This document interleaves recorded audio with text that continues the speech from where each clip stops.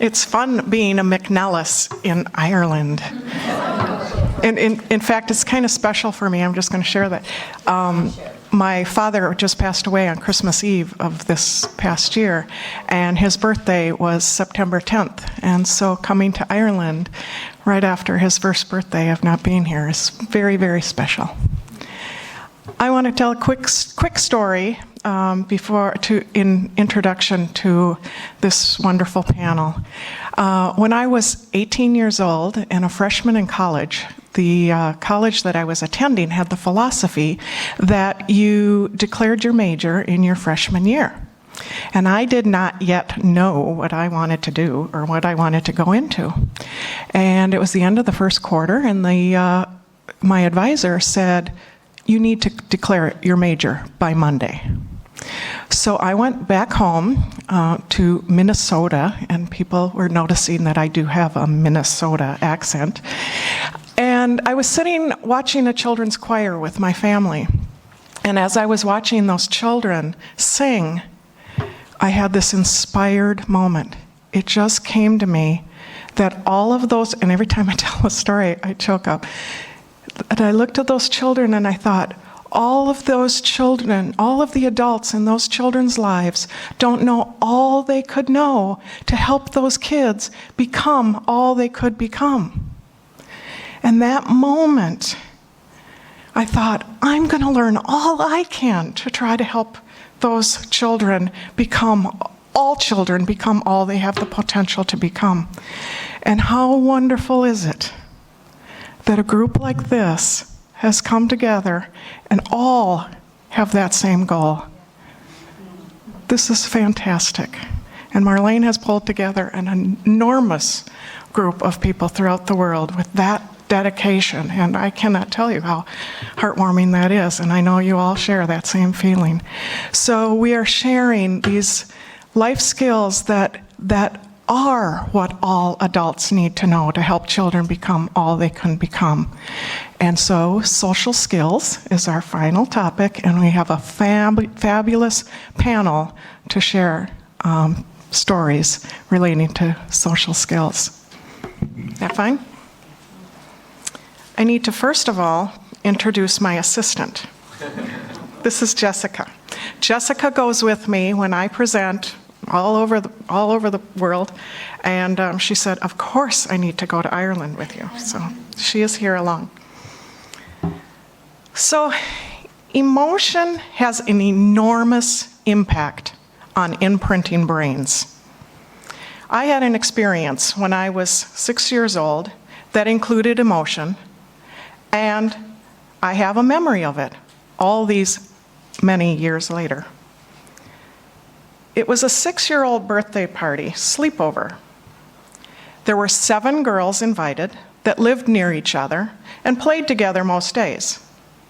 A new girl to the neighborhood was invited only due to the requirement of the birthday girl's mother. I was also invited. I lived a block away, but I did play with these girls fairly often.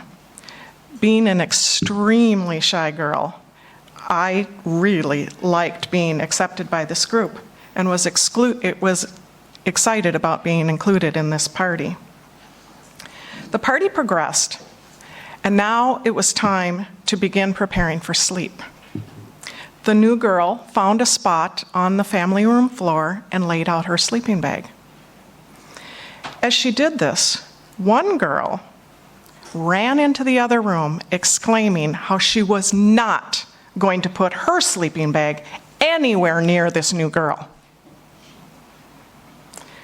The other girls ran into the other room, followed her, exclaiming the exact same plan. Even though I was silent, I followed the group into the other room. As I stated, it was very important to me to feel a sense of belonging with this group. But once in the other room, I turned around and I saw this girl sitting on her sleeping bag, looking very dejected. At that moment, an intense feeling of empathy overcame me. With this strong feeling, I picked up my sleeping bag, went into the other room, and laid my sleeping bag out right next to hers. And to my surprise, all of the other girls followed and laid out their sleeping bags, and the party resumed. The ability I had to see things from her perspective, in the resulting empathy I had for this girl in that situation, strongly overcame my need to feel accepted by this group. Brain research demonstrates that even young babies have the capacity for empathy. This is an essentially important life skill and is at the heart of social skills and success in life. It is a skill like any other. It needs to be developed. As Dr. Bruce Perry, an expert in brain development and the need for empathy, states, one of the most important aspects of being a human being is being able to be in a relationship, being able to successfully form and maintain a relationship. And at the heart of that capacity is the capacity to put yourself in someone else's shoes, to see the world how they see it. That capacity is empathy.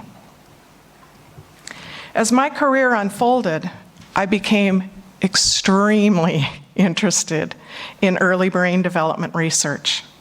And now, through my company, Brain Insights, have the goal of making early brain development commonly understood.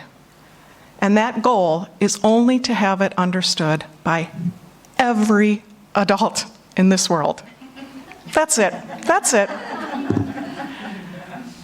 The impact of early relationships is an area of major focus of this work. The brain is experience dependent, meaning development doesn't just magically happen. A brain develops based on the combination of genes a child is born with and the experiences that happen prenatally and after birth. The preschool years are like the fourth trimester in rapidly connecting the 100 billion brain cells that we are born with.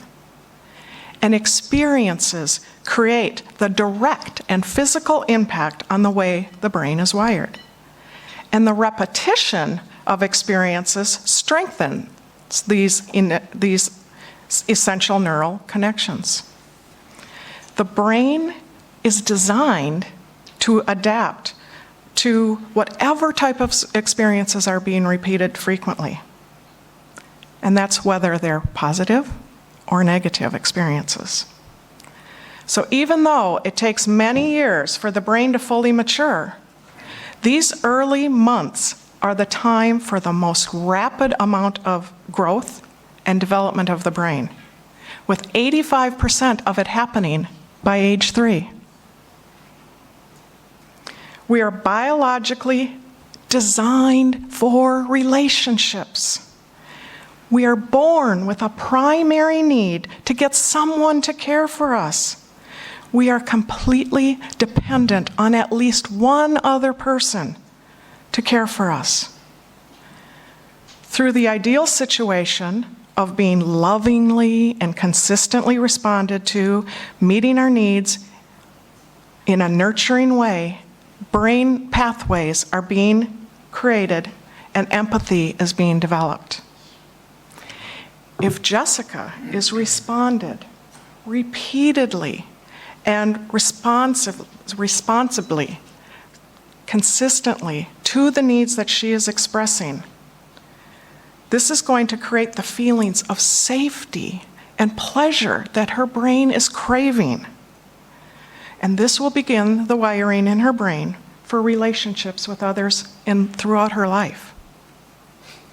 So, when infants consistently experience the give and take of a responsive relationship, the basis for developing the skill of empathy occurs. Interestingly, research conducted indicates that the brain that the brain areas for both empathy and violence are partially similar. These findings led researchers to state, we all know that encouraging empathy has an inhibiting effect on violence, but this may not only be a social question, but also a biological one. Stimulation of the neural circuits in one direction reduces their activity in another.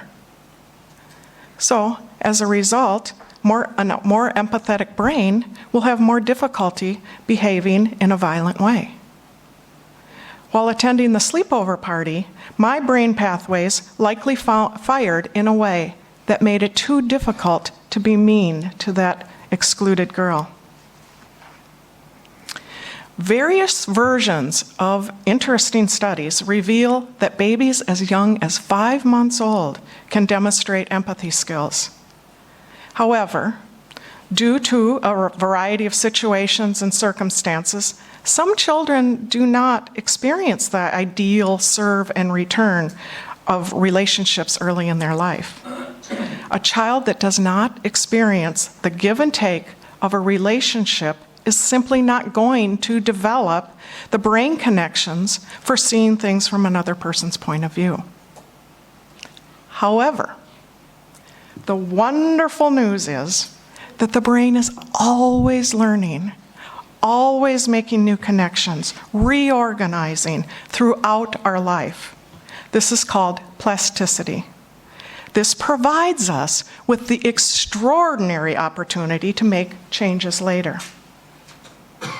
Of course, it is best to develop a brain as optimally as possible in the first place, but it is significant to realize that changes can be made through learning and repetition at other times in life.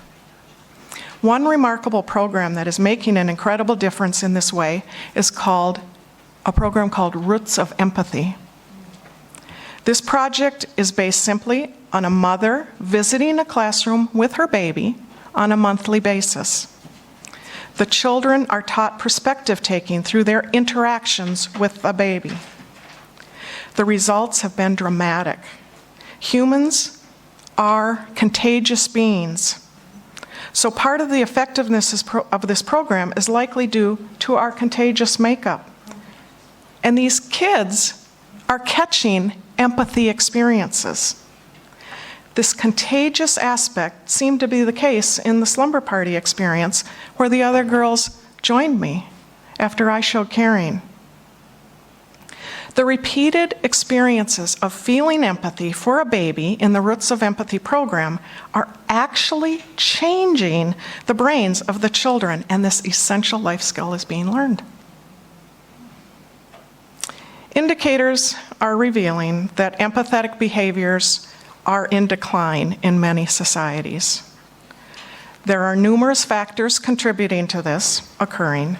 So, since we are neurobiologically meant to be connected to others, this needs to be realized, and an emphasis of time spent on the development of relationships is critical.